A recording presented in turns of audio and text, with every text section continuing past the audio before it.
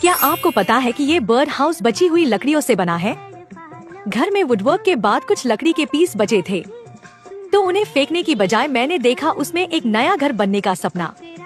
और मेरी क्रिएटिविटी तो वैसे भी छुट्टी पर नहीं जाती। एक एक पीस को उठाया, कील से जोड़ा, फेविकॉल से चिपकाया, जैसे हर टुकड़ा खुद बोल रहा हो, दीदी मुझे भी जोड़ लो।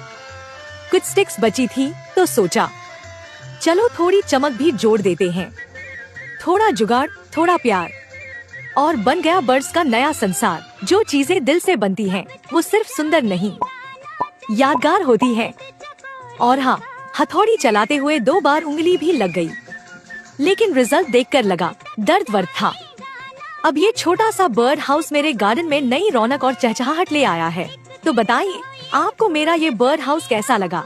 Follow for more eco-friendly DIYs and gardening magic.